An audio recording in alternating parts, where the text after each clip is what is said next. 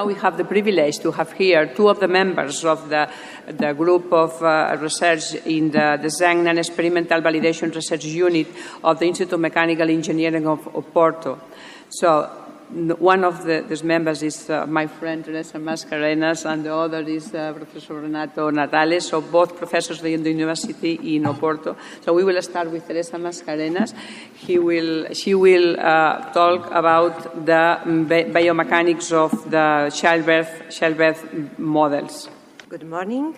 I would like to thank Professor Monserrat Punha and David Castro Dias for the kind invitation, and to say that it is a great honor for me to collaborate and participate in this round table, and to make my presentation on childbirth pelvic floor disorders and insights in pelvic floor, childbirth pelvic floor and the insights into the appearance of pelvic floor disorders.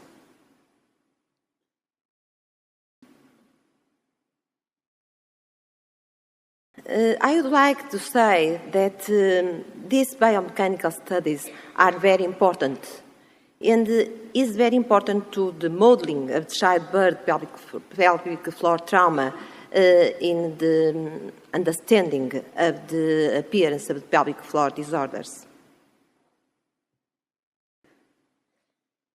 And for that, we need to study the pelvic floor tissues, and we need to create the computational pelvic floor models.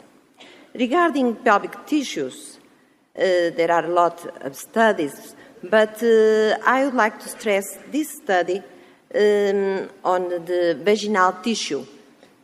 This study shows us that a continuous application of increasing intensity load cycles, like the situation like the parturition, may seem to induce softening behavior of vaginal tissue. We refer here changes in the vaginal tissue with the parturition.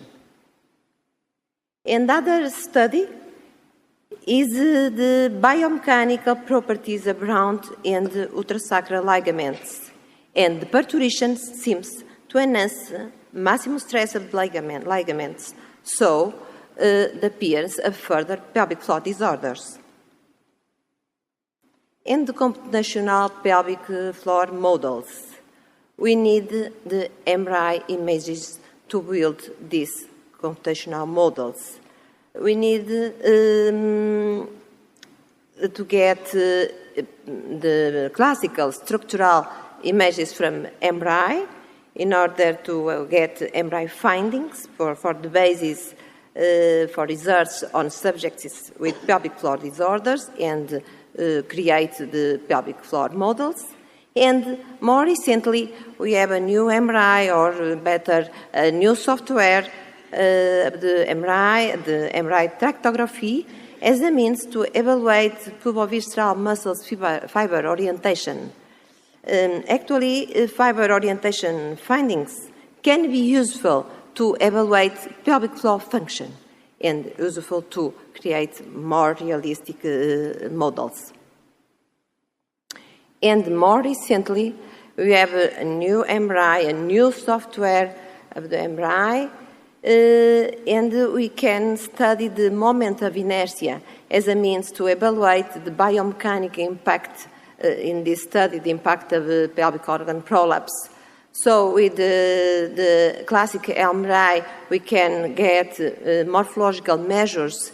With this new MRI, we can get also biomechanical measure. So we think in this study that the moment of inertia seems to be a new parameter to evaluate pelvic floor damage, and also useful to create more realistic pelvic floor models. This is a new study, a very interesting study.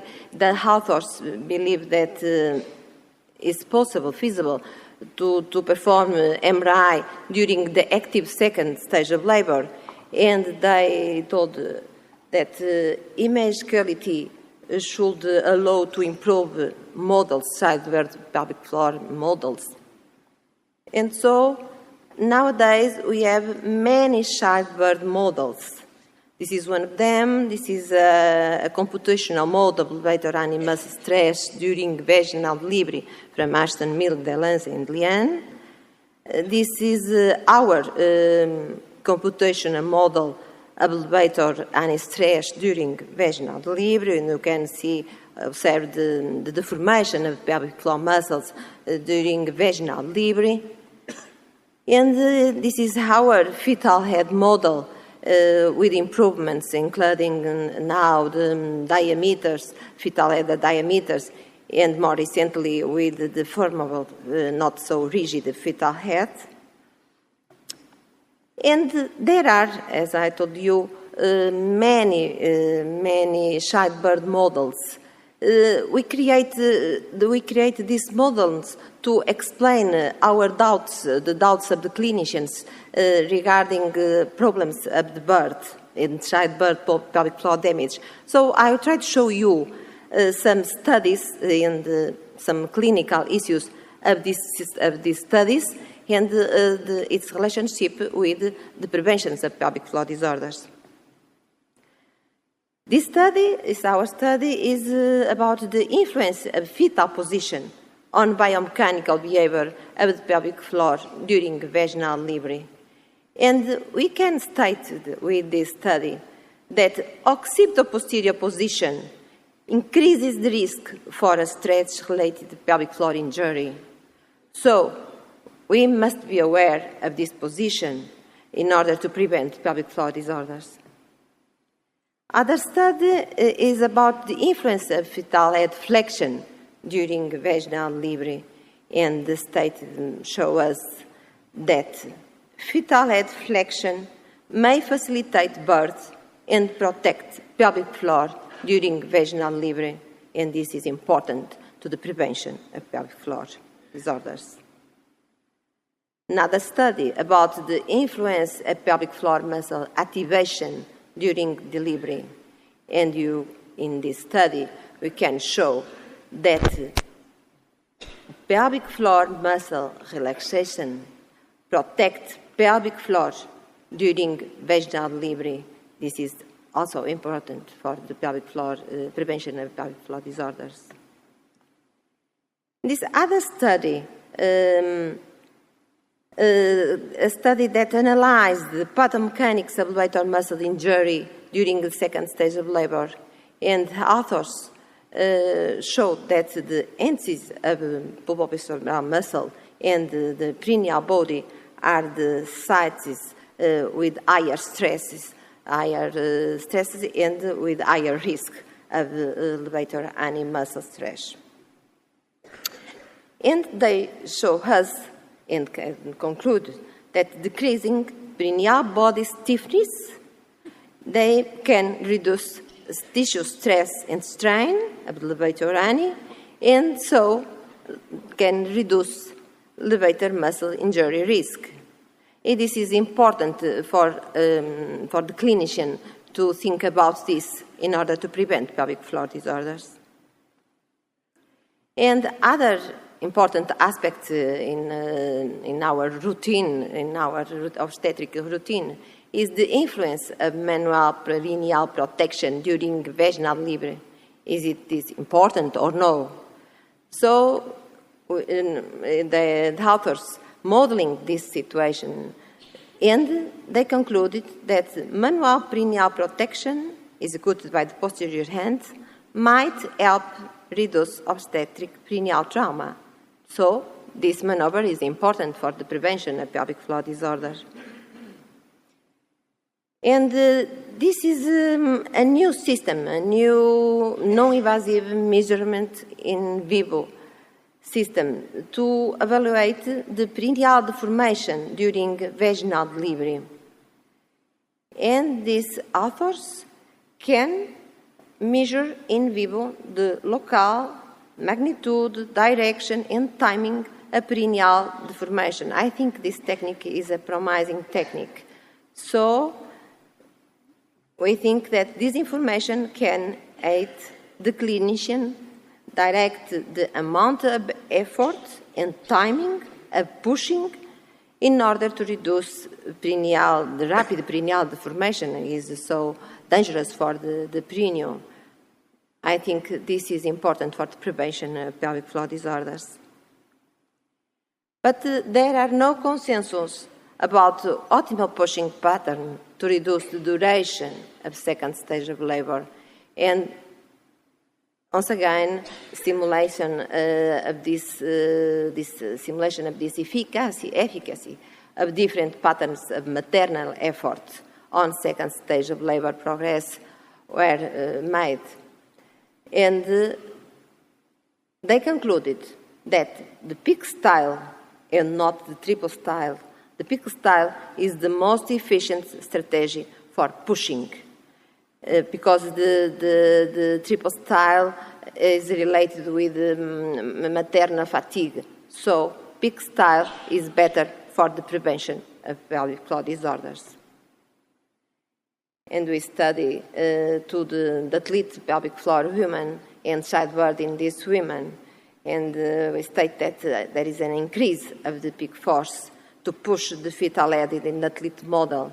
So in this study, there is an increased risk of elevator muscles childbirth damage for the athlete women. So we must be aware of this situation in order to prevent pelvic floor disorders.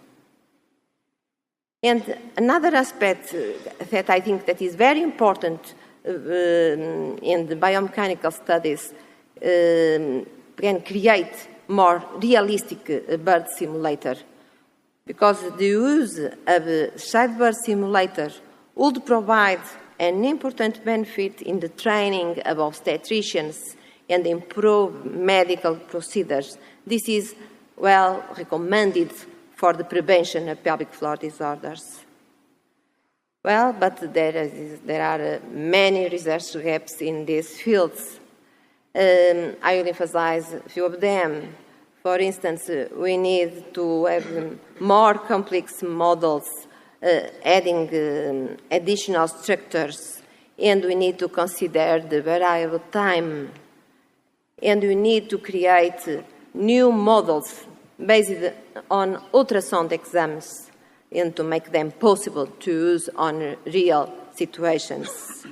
And definitely, we need to have a non-invasive procedure to estimate a specific pelvic floor damage induced by a vaginal delivery. And finalizing, I would like to share some future developments that our research group is working now. And we just start the modeling influence of different bony pelvis shapes and dimensions during vaginal delivery. And we would like to create more complex and realistic future models in order to better simulate the vaginal delivery, in order to better understanding childbirth, pelvic floor damage. And I would like to thank all of these institutes that support our research group, and to thank you very much for paying attention.